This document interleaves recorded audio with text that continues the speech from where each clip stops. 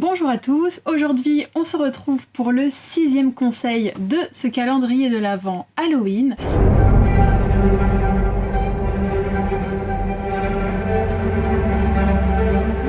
Et aujourd'hui j'ai choisi de vous présenter deux livres que j'ai particulièrement aimés. Il s'agit d'Another ainsi que de Meurtre dans le Décagone. Alors, ces deux ouvrages ont été réalisés en collaboration entre Ayatsuji Yukito, qui est un auteur-scénariste et qui s'appelle de son vrai nom Naoki Uchida, ainsi que de Hiro Kiyohara, qui est mangaka et également scénariste. Alors, avant de vous parler de leurs œuvres, je vais vous faire une petite biographie de ces deux personnages. Ayatsuji Yukito est connu pour ses histoires policières, de meurtres, ainsi que sur le surnaturel.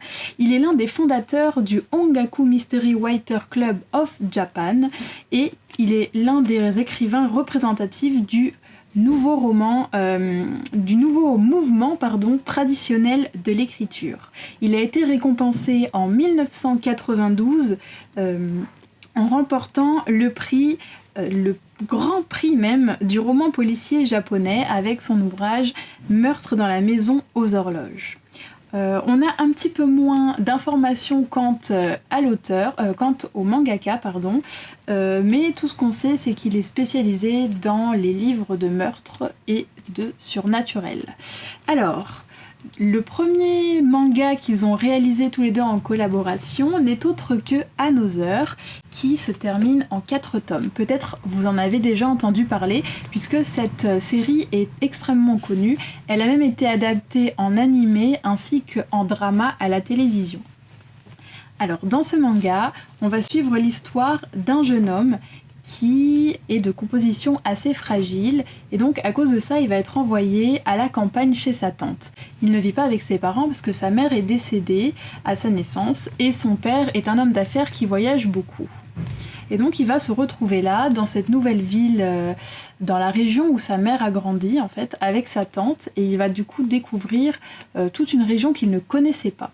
Il va aussi également intégrer un nouveau lycée, et là il va se rendre compte qu'il y a des choses un petit peu bizarres.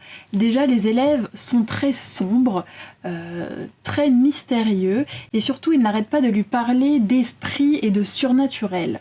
Et donc lui il ne comprend pas vraiment, et apparemment il faudrait aussi respecter au pied de la lettre les règles de l'école. En plus de cela, il va faire la rencontre d'une jeune fille qui est un peu particulière puisqu'elle se balade avec sa poupée et elle a un œil de verre. Et donc, en intégrant ce lycée, il va aussi apprendre qu'une légende urbaine circulerait depuis de nombreuses années, comme quoi, quelques décennies auparavant, une jeune fille très appréciée de ses camarades serait décédée, et donc ses camarades très tristes auraient décidé de faire comme si elle était encore en vie. Et à cause de ça, c'est comme si quelque chose s'était déréglé en fait dans l'ordre des choses, et une série de meurtres, enfin en tout cas de décès inexpliqués, va survenir à cause de ça. Et donc, pour pallier tous ces meurtres, les élèves ont décidé d'ignorer une personne. Et donc cette personne de la classe n'est autre que cette jeune fille avec cet œil de verre, mais le jeune homme que l'on suit ne va pas comprendre tout de suite et va décider de lui adresser la parole. À cause de ça, les meurtres vont revenir. Et alors on ne sait pas trop si la cause est humaine ou si elle est surnaturelle. En tout cas, voilà, il va y avoir une enquête de la part de ces deux personnages qui vont vite se lier d'amitié. Alors moi j'ai énormément aimé parce que l'intrigue est haletante, on a envie de savoir ce qui se passe. Donc je pense que les 4 tomes vont être lus très rapidement. L'animé aussi est vachement chouette, je l'ai regardé. Et puis le drama, voilà, c'est aussi sympa. J'ai moins aimé que l'animé et le manga, mais bon, si vous aimez l'horreur et que vous avez envie de vous faire peur pour Halloween, et ben c'est parfait. Et donc le deuxième ouvrage dont je vais vous parler, Meurtre dans le Décagone, et ben c'est la deuxième collaboration entre ces deux auteurs.